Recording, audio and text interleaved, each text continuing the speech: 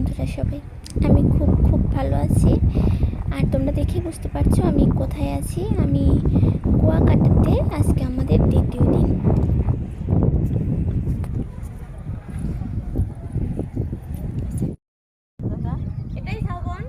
মনে তো হচ্ছে তাই।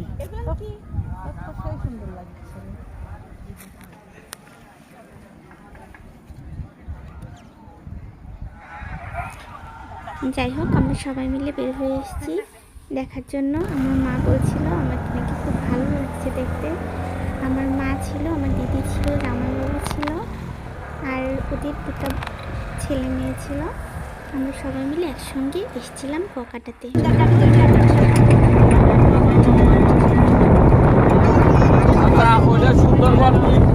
সুন্দরবন তো বরগুনা জেলা না?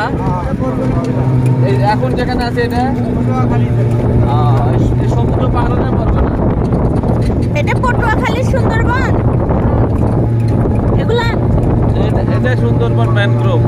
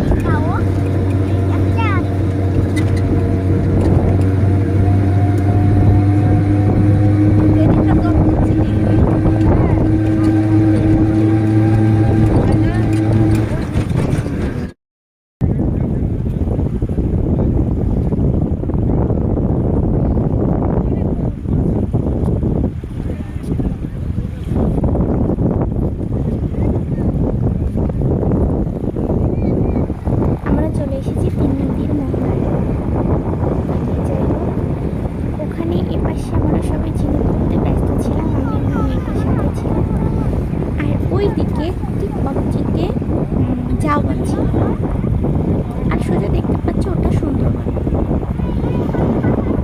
আমার দিদি, জামাইবাবু ওরা সবাই ঝাউবনের দিকে চলে গেছে। এখানে শুধু আমরা কয়েকজনই ছিল। বাবা হাঁপাই ওই অত দূর থেকে দৌড়াতে আসছে, এত দূর।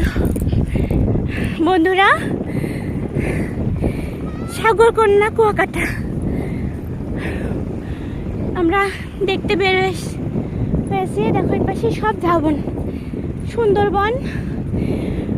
ওই পাশে সবটা সুন্দরবন। ওই যে ওখান থেকে শুরু, সুন্দরবনই শুরু। ওখান থেকে গোটাগুলো সুন্দরবন। আর এখান থেকেই নদীর মোহনা, 3টা নদীর মোহনা এখান থেকে চলে গেছে। ওই পাশ থেকে বের হয়ে যাবে আর কি। সত্যি সৌন্দর্য, না আসলে না দেখলে সত্যি বোঝা যাবে না। এত সুন্দর, মনে হয় না যে এখান থেকে রুমে যাই। আর আমাদের এই সাগর পার, ওই দিকে দিদিরা চলে গেছে ঝাউবনের ওই পাশটায়। আর আমার পেছনে এটা ওই ওখান থেকে সুন্দরবনের শুরু। ওখান থেকে এগুলো সব দেখো সুন্দরবন। খুব স্রোত। কাল রাত 10টা আমরা হোটেল থেকে খাওয়া দাওয়া করে যখন আমরা রুমের সামনে আসলাম, আমাদের রুমের সাথেই মানে বিচটা, ওখানেই আমাদের হোটেল আর কি। মন্দির আছে।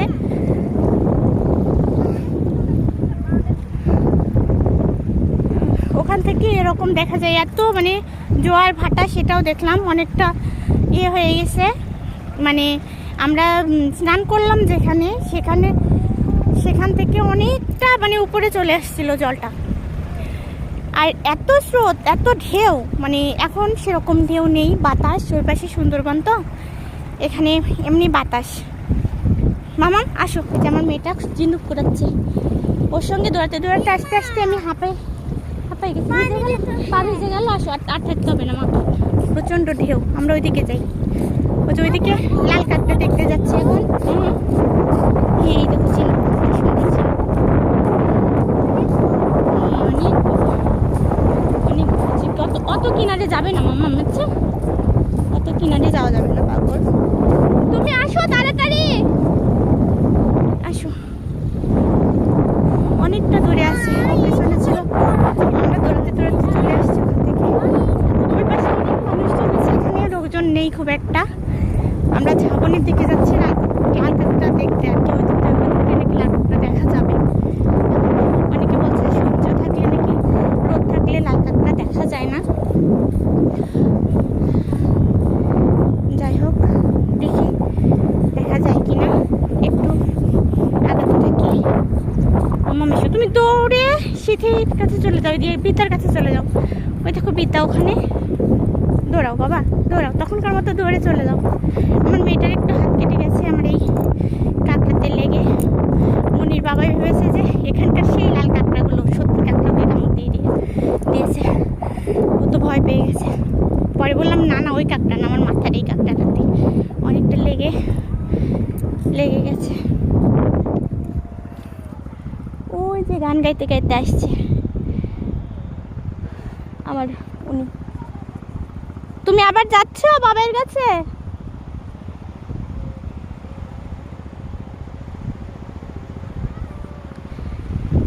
সমুদ্র, বিশাল সাগর,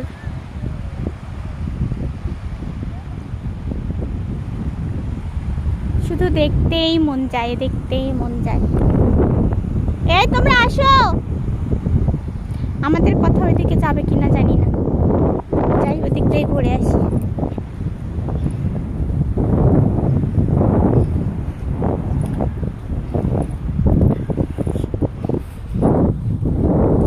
চলো তোমাদেরকে একটু ঝাউবনটা দেখাই আসি। ওটা তো ঝাউবনই। কোন পাশ দিয়ে যাবো? মোড়ে আছে বোধ হয়। এ দেখো বন্ধুরা, কত বড় একটা কচ্ছপ। ই বাবা, মরে গেছে। আসো ওইদিকে যাই। এই দেখো, আমরা ঝাউবনে চলে আসছি। এতক্ষণ দূর থেকে দেখলাম, ভিডিও করলাম। এই যে কাছে। বাবাই তোমার মেশক ডাক দাও না বাবা। ওই দেখো, কোন জামাই একসাথে আছে?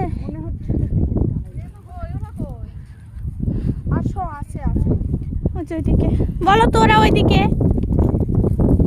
ঝাউবন।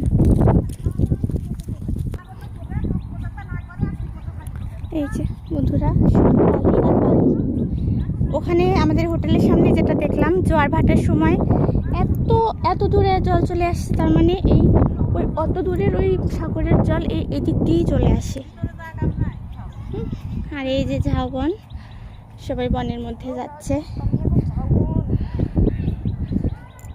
এই যে ঝাউবনের পাতা। উমা, এত শব্দ হচ্ছে বাতাসের, ভেতরে গাছ। ওরে সর্বনাশ, কি সুন্দর ঝাউবনের একটা ডাল নিয়ে নি।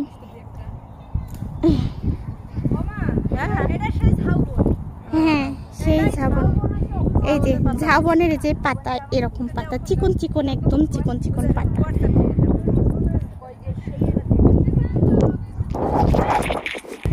ঝাউবন দেখা শেষে আমরা যখন ব্যাক করছিলাম, তখন দেখলাম যে এখানে দোলনা টাঙানো ছিল। আমার মনটা ওই পাশে শুধু দড়ি দিয়ে টাঙানো দোলনাতে উঠেছিল। পরে দেখলাম দিদি এখানে উঠে আমাকে ডাকছে।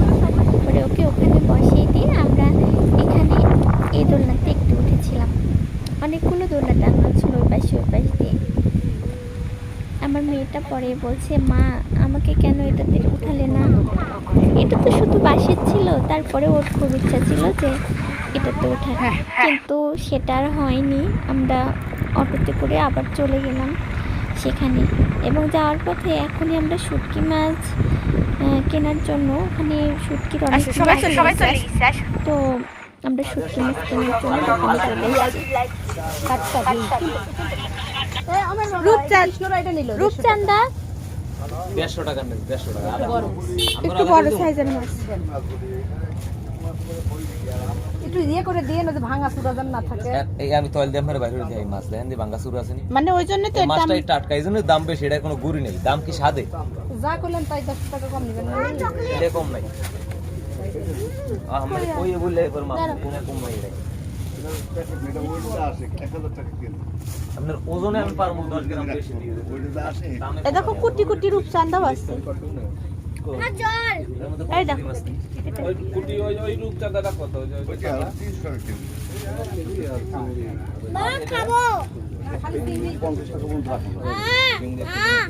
ওই যে ওইটা বেশি ব্যাগ কখন খুললি তুই? দিদি নিচ্ছে নাকি? দিদি চিংড়ি নিয়ে ফেলিছে। তুমি সেই রূপচাঁদা ক্লাস যেটা ভালো লাগে সেটাই কিনো। যাই হোক, অনেক রকমের মাছ টাছ কিনে নিয়ে আমরা পরে চলে আসি রুমে। আসার পরে সাগরে স্নান করতে নামি। ওখানে ফটোগ্রাফার এসে আমাদেরকে অনেকগুলো ছবি টবি তুলে দেয়। তারপর বিকেলে সূর্যোদয়, দুর্ভাগ্যবশত সূর্যাস্তটা আমি দেখতে পারিনি, আমার মনে একটু সমস্যা ছিল। পরে রাতে এই ভিডিও